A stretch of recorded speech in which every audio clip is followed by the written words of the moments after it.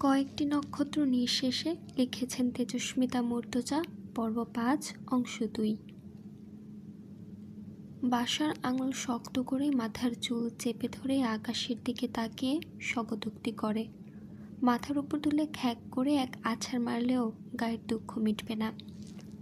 ফুচকার প্লেট নিয়ে ব্রহ্মপুত্রের পাড়ের দিকে এগিয়ে সেতুকে পেছন থেকে ডাকে বাসার। সেতু পিছন ফিরে চায় না। মুখটা আকাশপানে তুলে সে দুহাত মেলে নদের বুকে তেড়ে আসা হাওয়ায় নিজেকে স্নান করাতে ব্যস্ত। তার নরম জর্জেটের ফিনফিনে ওড়নাখানি পতপত করে ওড়ে, যেন কালো পরি ডানা ঝাপটে আকাশে বিলীন হতে চায়। কাছে গিয়ে বাসার ফুচকার প্লেট এগিয়ে ধরে। নে। সেতু নেয় ফুচকার প্লেটটা। আপনি খাবেন না? না, ফুচকা মেয়েলি খাবার, আমার পছন্দ না।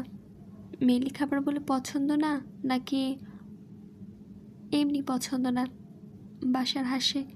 সে তো চট করে পায়ের জুতো খুলে মাটিতে ফেলে সেই জুতোয় ঠেসে বসে পড়ে নদের পাড়ে। বাসার মশগুল হয়ে দেখে সেতুর সব কাণ্ড। আজ যে অহংকারের দেবীকে বড় অচেনা লাগে। সে ফুচকা তুলেই মনের আনন্দে গালে পুড়ছে। হাওয়ায় ভিজে যে জ্যোতি মুখে ফুটে উঠেছে তা অন্ধকারে আলোর মতো স্পষ্ট বোঝা যায়। না কুচু, সেতু চট করে বসে পড়ল জুতো পেতে নদীর পাড়ে। এই সেতুকে লোকে চেনে। বাসারও নিজের হাইবুটটা খুলে বসতে গিয়ে সুবিধা করতে পারে না। জুতোর উপরে বসা যায়? সে হাঁটুতে ভর রেখে গোমরা মুখে উবু হয়ে মুখে বসে সেতুর পাশে। কিন্তু সাথে সাথেই তার মন ভালো হয়ে যায়। সে ভাঙা ভাঙা গলায় আসমানের পানে চেয়ে গেয়ে ওঠে, ये रातें ये मौसम नदी का किनारा ये चंचल हवा ये क्या बात है आज की चांदनी में कि हम खो गए प्यार की राह। বাসার থামলে সেতু ঠিক করে দেয়। নদীর কিনারা ও চঞ্চল হাওয়া আছে, কিন্তু আকাশে চাঁদ নেই। আব্দুল বাসার ভাই। আকাশে ফুটে আছে অসংখ্য নক্ষত্ররাজি। বাসার লজ্জা পায়। সেতু কি শুনেছিল তার ভাঙা গলায় গাওয়া এলোমেলো গান? সে তো গান জানে। তার গানের গলা মধুর। রবীন্দ্রনাথ সঙ্গীত জানে, বেহালা বাজাতে জানে, গিটার আর পিয়ানো। বাসারের মনে হলো তবু সেতুর ভালো লেগেছে তার অপুট গলার গান। কিছু পর সেতু ঝেড়ে উঠে পড়ে। বাসার বলে ওঠে, কিরে, আর বসবি না? রাত থাকতে আসিনি এখানে, অপ্রত্যাশিত নদ বিলাস।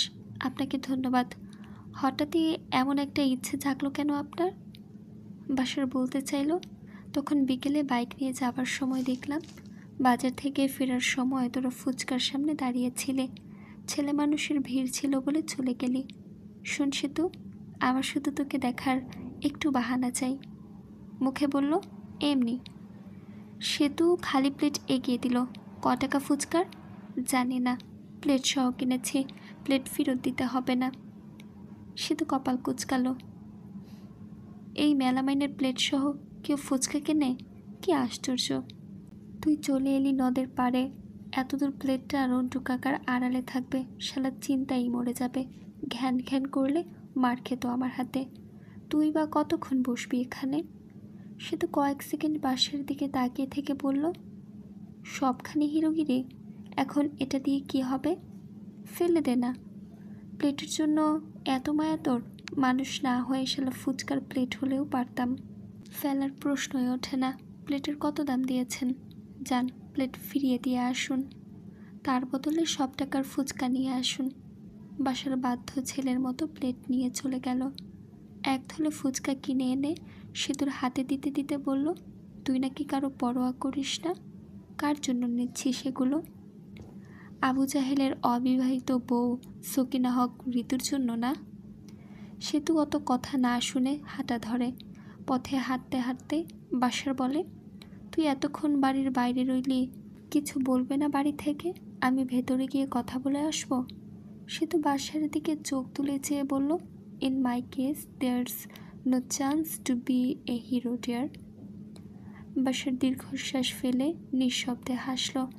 সেতুর স্থলে অন্য কেউ হলে এতক্ষণে এক একটা শব্দের জন্য এক একবার লাশ পড়ে যেত, অথচ কত সাবলীলভাবে এই মেয়ে দুঃসাহসিক আচরণ করে যাচ্ছে।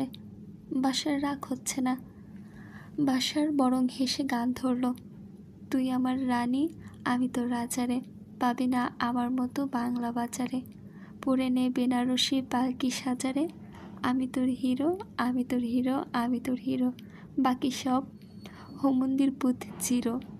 সেতু মাথা দুলিয়ে বলল, আপনি বলুন তো, আপনার বিশ্বাস বাড়ি থেকে আমাকে সামান্য এই ইভিনিং ওয়ার্কের জন্য কিছু বলবে? ভালোই, বউ হয়ে একবার শ্বশুরবাড়ি আয় না, টের পাবি। সেতু ঠোঁট বক্র করে হাসে, বিয়ে আমার সিস্টেমে সাপোর্ট করে না আব্দুল বাসার ভাই। আমাকে শাসন করার সুযোগ আমি কাউকে দেই না। বাসার এ নিয়ে আর কিছু বলল না। বাড়ির কাছাকাছি পৌঁছে বলল, তোর কাল ভার্সিটি আছে? আছে। কাল এক কাজে কলেজের সামনে যেতে হবে, কাল তাহলে দেখা হবে তোর সাথে। কলেজে যাবি তো? সেতু বলল, না। কেন? ট্যুরে যাচ্ছি আমি। বাসার লাফিয়ে উঠল, তুই তুই যাচ্ছিস ট্যুরে? আপনার বিশ্বাস হচ্ছে না? কারোরই হবে না, এর জন্যই যাচ্ছি। বাড়ির সামনে পৌঁছে বাসার বলল, যা, ধারের টাকা শোধ করবি, পয়সা নিয়ে আয়। 1 মিনিট দাঁড়ান, আমি এক্ষুনি আসছি।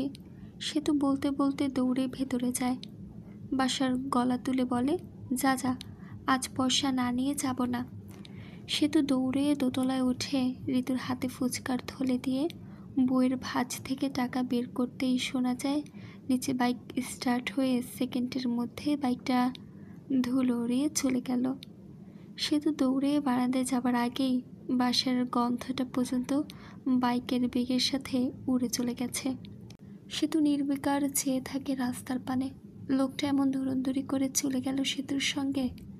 ততক্ষণে রুমের মধ্যে 3 পাগড়ির উৎসব শুরু হয়ে গেছে ফুচকা নিয়ে।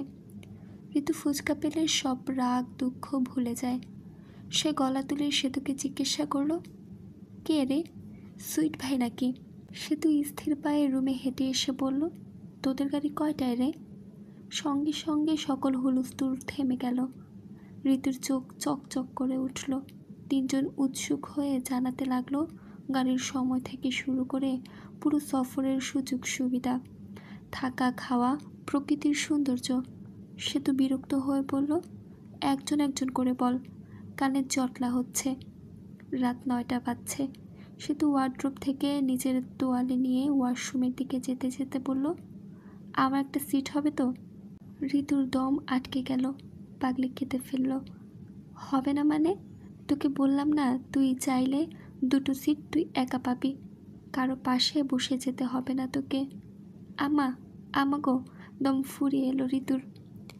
তোর পছন্দ মতো আমার একটা পোশাক বের করে দে। সেতু অর্ডার করে তোয়ালে নিয়ে ওয়াশরুমের দরজা আটকালো। খুশিতে ঋতুর চোখ চকচক করে উঠল। খাওয়া দাওয়া বাদ দিয়ে সে দিবাকে টেনে তুলে আলমারি তন্ন তন্ন করে ফেলল সেতুর আজ পরার মানানসই পোশাক বাছতে। রাত 10টায় কল এলো। তন্নি বেগম দৌড়ে এলেন নয়নতারার কাছে। নয়নতারা কল রিসিভ করে চিনতে না পেরে সালাম দিয়ে বলল, কে? আমায় কি তুমি চিনবে? সাক্ষাৎ তো হয়নি তোমার আমার। শোনো নয়নতারা, শাড়ি পরে এসো, চেনা চেনা করে নেব। অদ্ভুত সুন্দর নারী কণ্ঠ। নয়নতারার আন্দাজ শক্তি ভালো। তার মনে হলো এটা অ্যানি ভাবি। কিন্তু রাতের সফরে শাড়ি পরা কেন? বড় ঝামেলার হবে। তন্নি বেগম বললেন, সবাই পরলে তুইও পরবি। কোনো ঝামেলা নেই, সুন্দর করে পরিয়ে দেব। নয়নতারা চোখ ছোট ছোট করে বলল, তোমার এত আগ্রহ কেন আমায় শাড়ি পরাতে? তন্নি বেগম গম্ভীর মুখে পিছু ফিরে একটু হাসলেন। মেয়েরা হলো মায়েদের শখের পুতুল। নয়নতারা লজ্জায় রাঙা হলো। দাদু এসে যোগ দিল শাড়ি বাছাইয়ের কাজে। মোটামুটি একটা কঠিন শলা পরামর্শ করে দুজন মিলে একটা হালকা জামদানি শাড়ি বাছাই করলেন। বহন করতে সুবিধা হবে। কোনো এক ছুটিতে বাড়ি ফেরার পথে শাড়িটা ওয়াসিম সাহেব কিনে এনেছিলেন। কখনো পরেননি তন্নি বেগম। তোলা শাড়ি। তোলা ছিল, আজ নয়নতারার জন্য বের করে আনলেন। কুচি ধরলেন রুবিনা। মনের সমস্ত শখ মিশিয়ে তন্নি বেগম শাড়ি পরাতে লাগলেন নয়নতারাকে। যেমনই করে বালিকারা শখের পুতুল সাজায়, অমন আদুরে আর মনোযোগী দেখালো তন্নি বেগমের মুখখানা। নয়নতারা টুপ করে চুমু খেলো মায়ের আদুরে গালে। তন্নি বেগমের চোখ চিকচিক করে উঠল। তিনি চোখ ভরে দেখলেন মেয়েকে। নয়নতারার দিকে তাকিয়ে হক সাহেব থমকালেন। একটা পরীর কন্যা দোতলার সিঁড়ি বেয়ে নেমে আসছে দেখা যায়। এ রূপসী কন্যা কার? হক সাহেব বড়ই অবাক হলেন। আজকের আগে তিনি খেয়ালই করেননি ছোট নয়ন কবে যেন শাড়ি পরার বয়সী কিশোরী হয়ে উঠেছে। ওনার মনে হলো এই তো কতদিন আগে নয়নের মা নয়নের মাথায় 2 ঝুঁটি করে স্কুল ড্রেস পরিয়ে দিত। হক সাহেব নয়নের পুতুলওয়ালা ছোট্ট গোলাপি ব্যাগটা কাঁধে বাঁধিয়ে স্কুলে নিয়ে যেতেন। নয়নতারার ছোট্ট ছোট্ট আঙুলগুলো তার আঙুল আঁকড়ে ধরে ভুর ভুর করে হেঁটে যেত।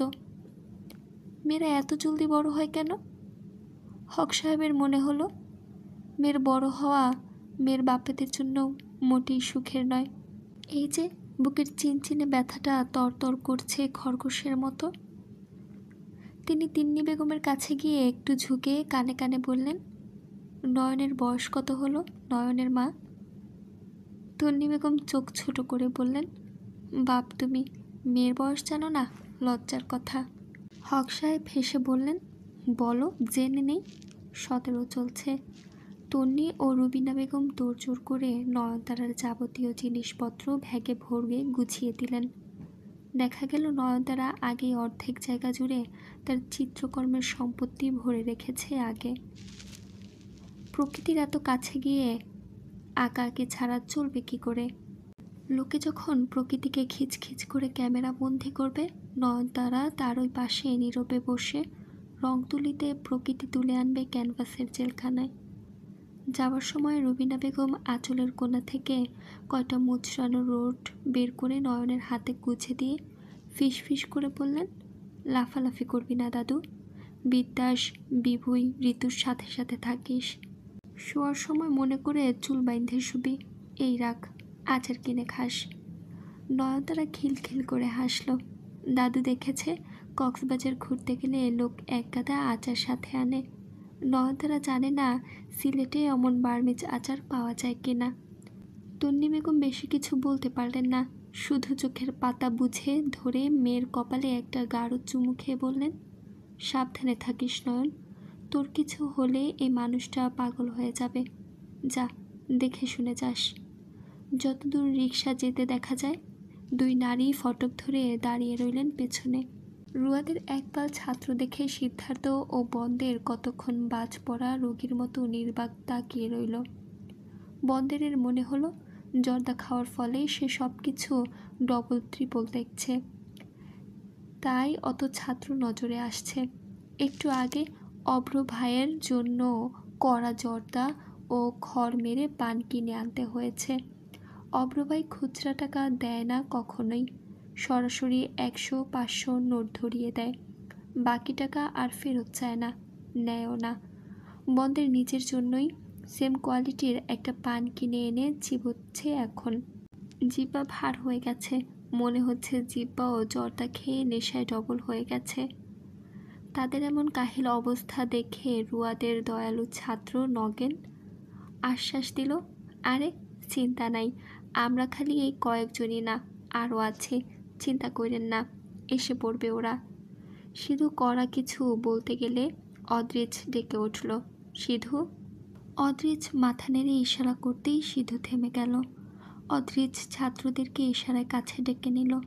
ওরা এলে একপাশে পিচ করে একদলা লাল থুতু ফেলে সামনের জনকে জিজ্ঞাসা করল, তোমার নাম যেন কি? আমি ক্যাপ্টেন রক্তিম। অদ্রিজ পানের বোটা থেকে একটু চুন জিব্বার আগায় তুলে এক পেশে হাসল। ক্যাপ্টেন রক্তিম না? রক্তিম লজ্জা পেল। অবশ্য লোকটার ওপর তার ভয় একটু কমল। লোকটা বসে বসে পান চিবোচ্ছে, একটু পরপর পিচ পিচ করে দলা ধরা রক্তের মতো লাল পিক ফেলছে। পোলের বাতি এসে চোখে পড়ায় গ্রেস ব্লু চোখের মণি হীরের মতো প্রতিসরিত হচ্ছে। গায়ে ছোট ছোট চুল লেপ্টে আছে। মনে হচ্ছে সেলুনের সেবা নিয়ে সরাসরি এখানে চলে এসেছে। চুলগুলো আন্ডারকাট করে কাটা। একটা লাল চেয়ার পেতে বসে আছে, শার্টের সাথে সানগ্লাস বাঁধানো। রাতে সানগ্লাসের কাজ কি রক্তিম বুঝল না। শার্টের সাথে 3/4 প্যান্ট পরা এমন বেপরোয়া ফ্যাশন সেন্সের একটা অতীব সুদর্শন এক পুরুষকে দেখা যাচ্ছে, যার পা দুলছে মৃদু, ঠ্যাং ভর্তি কুচকুচে কালো পশম। নগেনের কৌতূহল খুব বেশি। সে প্রশ্ন করল, রুয়াজ স্যার বলেছিলেন একজন মালদার পার্টি আমাদেরকে নিয়ে যাচ্ছে, আপনি সে? রক্তিম একটা গাঁট্টা মারল নগেনের পেছনে। শালা খগেন, মান ইজ্জত খেয়ে দিলি রে। অদ্রিজের ঠোঁটের কোনা বাঁকালো। মালদার পার্টি না? বলতে পারছি না নগেন। তোমার আমাকে দেখে কি মনে হচ্ছে? নগেন অবাক হলো। আপনি আমার নাম জানলেন কি করে? অদ্রিজের বাঁ হাতে চামড়ার কালো একটা 4 স্তরের লেদার ব্রেসলেট। তার ঝুলন্ত অংশটা দাঁতে চেপে টাইট করে উঠে দাঁড়ালো অদ্রিজ। দুহাত মাথার উপরে তুলে আড়মোড়া ভেঙে পড়ল। একসঙ্গে সফরে যাচ্ছি, জানাশোনা থাকতে হয়। আপনি আমাদের সবার ব্যাপারে জানেন? আমরা তো জানি না আপনাকে। অদ্রিজ হাসল। আমার পরিচয় খুব খাটো। আমি অদ্রিজ প্রধান, একজন সামান্য ব্যবসায়ী। বন্ধের খাতাটা নিয়ে এসে বসলো। ওদের নামগুলো নোট করে সিটে বসিয়ে দেয়। Enjoy my little comrades. কোনো রকম সমস্যা হলে সিধুকে জানাবে, কেমন? ছেলেরা কমরেডস ডাক শুনে বিগলিত হয়ে গেল। রুয়াজ স্যারের স্মরণে কাতর হয়ে পড়ল। রুয়াজ স্যার এখনও এসে পৌঁছালো না। সিধু গম্ভীর হয়ে জিজ্ঞাসা করল, তা তোমাদের গণ্যমান্য জঘন্য স্যার, তিনি কোথায়? রক্তিম বলল, ও আপনি চিন্তা করবেন না সিধু দাদা। রুয়াজ স্যার কখনো দেরি করেন না কোথাও পৌঁছাতে। 11টার সময় দিয়েছেন, স্যার ঠিক 11টায় আসবেন।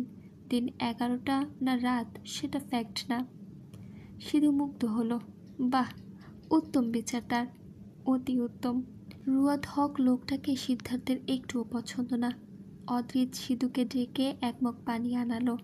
রাস্তার ধারে খোলা জায়গায় বাসের পাশে বসে পান ফেলে কুলি করল, মুখ ধুলো। সারা শরীরে চুল ঘামে লেপ্টে আছে, মারাত্মক গা চুলকাচ্ছে। সিধু স্যারের কানে কানে বলল, স্যার আপনি কি পাগল হলেন? করছেন কি? রুয়াদ হকেরই তো এক বাস লাগবে। অদ্রিজ বলল, তা অবশ্যই লাগবে, আরেকটা বাস নিয়ে এসো। মাসকান্দা যাও। স্যার এখন? স্যার এটা কিন্তু বাড়াবাড়ি। আপনি আবার শুরু করলেন? এমনিতেই এত লোকের থাকা খাওয়া বাস ভাড়া, কত লাখ খরচ হবে হিসেব আছে? অদ্রিজ সিগারেট ধরাতে ধরাতে বলল, আরও অনেকে যেতে চেয়েছিল, টাকার জন্য আসেনি। সবাই যাবে, চলো গাড়িতে ওঠো। বাঁশকান্দা থেকে এই অসময়ে এমন সফরের জন্য বাস ভাড়া করতে দ্বিগুণ পয়সা গুনতে হলো। অদ্রিজ ড্রাইভারকে ডেকে আলাদা একটু কথা বলে নিল। কি যে বলল, তবে ড্রাইভারের চোখ চকচক করে উঠল।